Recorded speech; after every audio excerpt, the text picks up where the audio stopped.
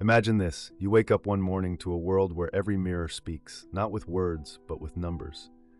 A score hovers over your head. Likes, comments, follower counts, brand deals waiting in the wings. You tell yourself you are practicing self-love, but the mirror keeps asking, are you enough today? And every day, the number decides. You post affirmations about loving yourself unconditionally, yet your worth quietly rises and falls with the applause.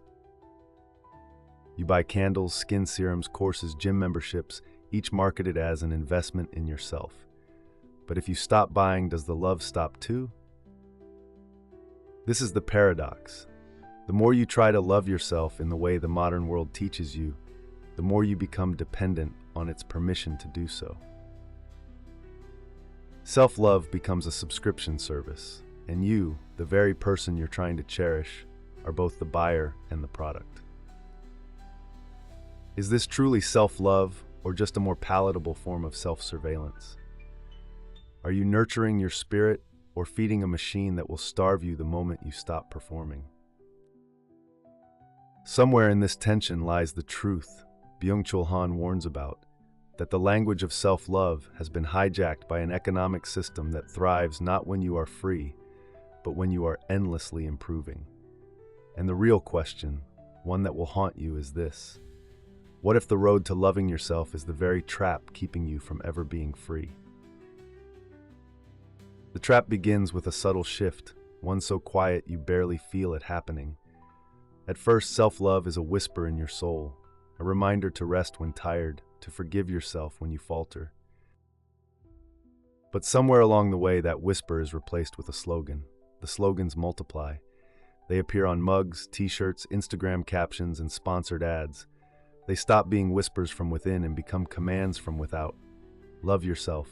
Improve yourself. Be your best self. It sounds harmless, beautiful even, until you notice the fine print. In Byung-Chul Han's analysis of neoliberal culture, he warns that the self has been transformed into a project, a brand, an enterprise to be optimized. Under this system, love for oneself is no longer about acceptance. It is about performance. It is not enough to be, you must become. And to become, you must consume. Philosophically, this is a radical inversion of ancient wisdom. Thinkers like Epictetus or the Buddha taught that peace comes from detachment from external measures of worth. Nietzsche urged self-overcoming, but as an act of inner strength, not corporate branding. Carl Jung spoke of individuation, becoming whole by integrating the shadow, not by curating a flawless feed. Yet here we are, confusing transformation with product development, confusing self-respect with marketability. The psychological roots of this phenomenon run deep. Humans have always sought affirmation from the tribe. It's wired into our survival instincts. But in the age of performance capitalism, the tribe is global, algorithm-driven, and monetized. Every act of self-care can be packaged, promoted, and sold. The result? Self-love mutates into self-surveillance. You begin to observe yourself constantly, wondering not how do I feel, but how will this look? Neurologically, this creates a dopamine economy inside your brain. Every purchase marketed as for you, every like on your post, every ounce of validation triggers the same reward circuits as addictive substances. The market knows this and feeds it strategically, ensuring your sense of worth remains just out of reach. That distance is profitable. And the more you buy into it, the more the idea of love, especially love for yourself, becomes indistinguishable from the act of buying. The bubble bath becomes a brand. The journal becomes a sponsored product. The gym membership becomes a status symbol. And when the act of love is tied to a price tag, your worth becomes as fragile as the next marketing cycle. This is where Han's critique sharpens. In The Burnout Society, he describes how the modern self is trapped in a performance loop, exhausted not by external oppression, but by the endless demand to optimize itself. Unlike older forms of control, where power was visible and imposed, this is self-imposed. You choose to post. You choose to buy. You choose to love yourself the way the system taught you, And because you believe you are choosing freely, you never notice the bars of the cage. This is the hidden problem. The self-love movement, as sold by capitalism, doesn't free you from judgment, it internalizes it. You become your own judge, your own advertiser, your own warden. But here's the most dangerous part. This feels empowering. You think you are building confidence, self-esteem, and independence. But in reality, you are tethering your identity to a machine that profits most when you are just dissatisfied enough to keep chasing. The great philosophers warned about this centuries before capitalism perfected it. Schopenhauer saw desire as a wheel that turns endlessly, ensuring we remain restless. Sartre warned of the bad faith of living according to roles dictated by others. And now, in the age of curated authenticity, we have found the perfect fusion of both. A life where you are both the actor and the audience, endlessly applauding and critiquing yourself in the same breath. And still, this is only the beginning, because once self-love is commodified, the consequences ripple far beyond your private life. They begin to shape the very structure of society. Once self-love is commodified, it stops being a quiet, personal relationship with yourself and becomes a public performance. And here's the first great consequence. You begin to live in the reflection, not in the reality. You might wake up feeling grounded, content, even joyful, until you check your phone. The absence of validation there changes how you remember the morning. The inner sense of worth is overwritten by the outer score. This is not accidental, it's structural. Capitalism's genius lies in its ability to insert itself between you and your own experience, replacing direct feeling with mediated approval. The psychological cost is steep. Over time, your identity becomes modular, a collection of curated traits you can rearrange to match whatever sells best, online or off. The philosopher Jean Baudrillard described this as living in a world of simulacra, where representations replace reality, and the image of self is more important than the self itself. The you the world sees may be confident, glowing, endlessly self-affirming, but inside, the real you feels more and more like an understudy, playing a role for a show that never ends. Neurologically, this constant performance hijacks your brain's reward system. Each affirmation, each heart icon, each your glowing comment releases dopamine. But just like any other addiction, the high fades faster over time. Soon, the same post or purchase that once lit you up barely registers, so you push harder. More content, more products, more transformation. The loop tightens. Socially, this shapes relationships into fragile ecosystems of mutual performance.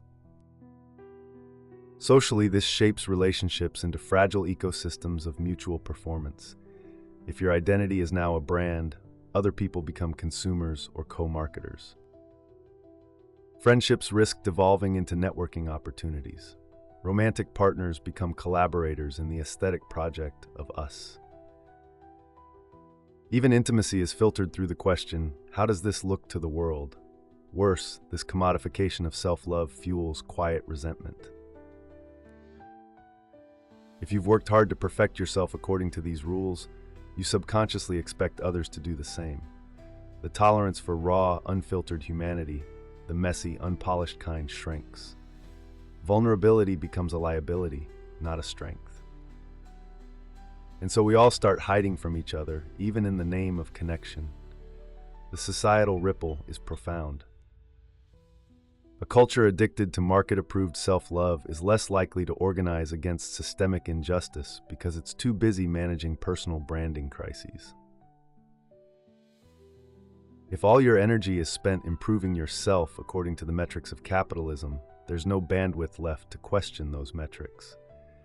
You end up, in Han's words, a self-exploiting subject, the perfect worker-consumer hybrid, exhausting yourself in the name of your own empowerment. And this exhaustion is everywhere. It's in the burnout epidemic, in the quiet despair of people who are doing all the right things and still feeling hollow, in the rise of anxiety and depression despite unprecedented access to wellness tools. We are running on treadmills we mistake for open roads, wondering why we never arrive. Here's the cruel paradox. The more the culture sells you self-love, the more it ensures you'll never feel whole enough to stop buying it. Because true contentment would be catastrophic for the market. An unmarketable self is unprofitable. This is why the trap is so effective. It doesn't feel like oppression. It feels like choice. No one is forcing you to post, to buy, to curate. You do it willingly, even eagerly, believing it's for your own good. And because you believe it's your own choice, you defend it. You defend the very system that is hollowing you out. The unseen consequence is that the prison of self-love is invisible. You carry it proudly, like a trophy, never suspecting it's a cage. And by the time you realize the bars are there, you've built them yourself. But what if there was a way to walk out, not by rejecting self-love, but by redefining it entirely? Freedom rarely comes from smashing the walls of a cage. It comes from realizing the cage was never the whole world. If you are to break free from the capitalist cult of self-love, the first act of rebellion is not to abandon self-love entirely, but to take it back. That means stripping it of its market-approved gloss. No slogans, no products, no algorithms telling you what wholeness should look like. Instead, you turn inward, not in the narcissistic spiral the market rewards, but in a quiet, unmonetized confrontation with yourself. Byung-Chul Han would call this resistance to achievement society. It's a refusal to measure worth through constant optimization. This is deeply counterintuitive because you've been conditioned to believe that stopping your self-improvement treadmill equals failure. In truth, it is a radical act of sanity. History is full of individuals who quietly rejected the commodification of the self. Søren Kierkegaard walked away from public life to protect his inner truth from the demands of social performance. Diogenes, the ancient cynic, lived in a barrel, deliberately refusing the trappings of status. Even Simone Weil, in the industrial 20th century, abandoned academic prestige to work in a factory, believing understanding could not be bought. These people weren't anti-growth, they were anti-market defined growth. Practically, your rebellion begins with boundaries against the constant demand to perform. That may mean posting less, consuming less, resisting the reflex to buy validation in any form. It means learning to do things that are invisible, that cannot be measured or monetized. Reading for no one but yourself, practicing a skill without broadcasting it. Spending time with people without recording it. It also means confronting the discomfort that comes when the audience disappears. In the capitalist self-love model, your worth is continually affirmed through visible engagement. In reclaiming self-love, you must be prepared to let that affirmation fall silent and still feel whole. Psychologically, this shift is profound. Without the constant drip of external dopamine hits, your nervous system will protest. You'll feel an emptiness where the market used to feed you. But this is not a void to fear, it's space. Space for a slower kind of growth, the kind that happens in the dark, away from the noise. This rebellion also redefines the metrics of self-respect.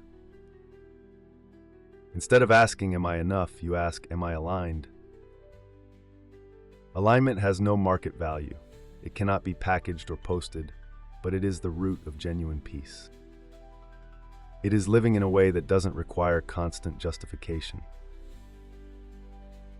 Even more radically, rebellion requires shifting love away from the self entirely towards something bigger. Viktor Frankl, in Man's Search for Meaning, argued that fulfillment comes from committing to causes beyond oneself. The irony is that in loving something greater, art, justice, faith, truth, you often end up loving yourself more deeply and authentically than when you were trying to directly. This isn't self-neglect, it's self-liberation. Because once your worth is tied to purpose instead of performance, capitalism loses its leverage over you. The machine cannot sell you meaning. It can only sell you the appearance of it. Breaking free is not a single moment, but an ongoing refusal. Refusal to equate worth with visibility, to confuse validation with love, to conflate consumption with growth. Each refusal is a quiet revolution, invisible to the algorithms but seismic in your inner world. And here's the truth. The cult of self-love never tells you. When you stop playing the game, nothing collapses except the illusion that you needed it. You can live without the market's mirror. You can love without turning it into a product. You can grow without documenting it. And in doing so, you reclaim the one thing capitalism cannot monetize, your interior freedom. But even this rebellion is not the final revelation. There is a deeper truth, one that flips the entire self-love narrative on its head. Here's the truth that dismantles the entire edifice. The highest form of self-love is not obsession with the self. It is forgetting the self entirely. This sounds like heresy in an age that tells you to center yourself in every story, every photo, every choice. But philosophers and mystics across centuries have pointed to the same paradox.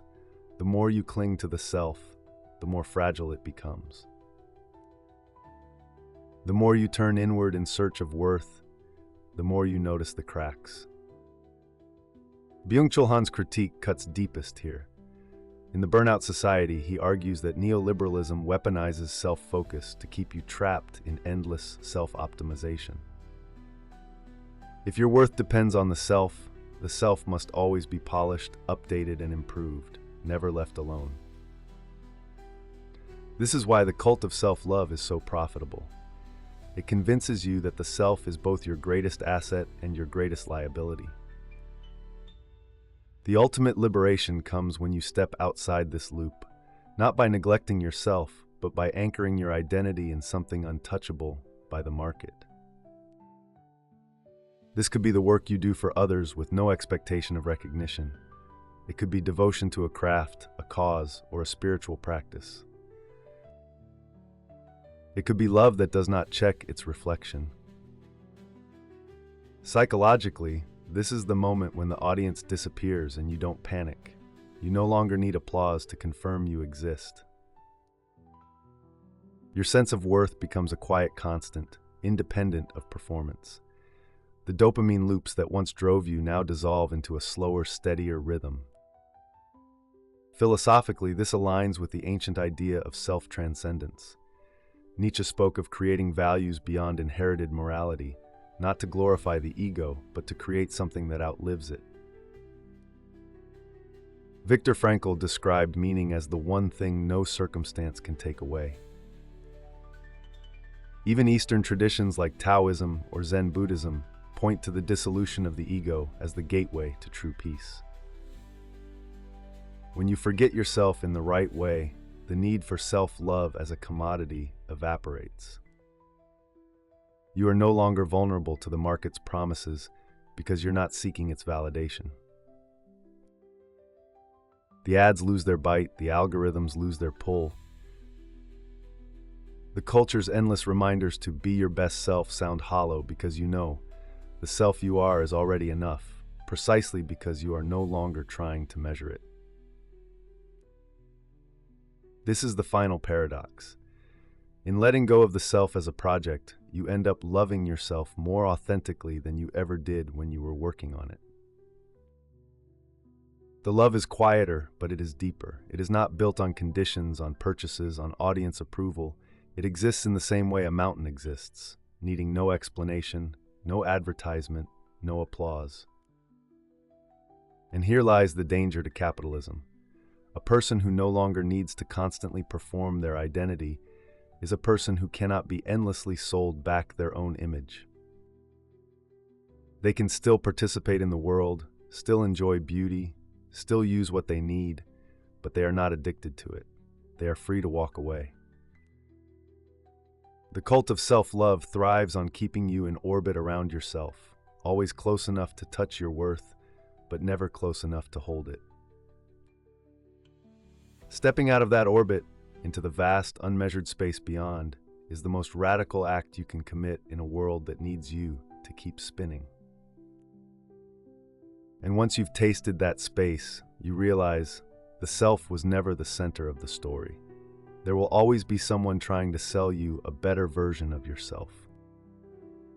A cream that erases time, a book that rewires your mindset, a retreat that promises transformation. They will call it empowerment, self-care, self-love, and perhaps on the surface it will feel like those things. But if you have followed this path far enough, you know the difference now. You can feel when love for the self is a quiet, nourishing fire, and when it is just another marketing hook with your name written on it. The truest rebellion is not loud. It is not a manifesto posted online. It is not an aesthetic lifestyle the world can applaud. It is the life you live when no one is watching, the choices you make when there is no algorithm to reward them. If you can wake up and feel your worth without checking the mirror of public opinion, you have already broken free. If you can give yourself permission to rest, create, and connect without turning it into a performance, you have already escaped the cult. Byung-Chul Han was right. A system that keeps you endlessly improving keeps you endlessly consuming. But a person who understands that their value is not for sale, that person becomes untouchable. So step quietly out of the loop, let the performance fade. Return to yourself, not as a product, but as a presence. And maybe for the first time, you will find that loving yourself was never the goal. It was simply the beginning. If you felt the quiet pull to step off the stage, follow it. Let this be the first moment you choose presence over performance.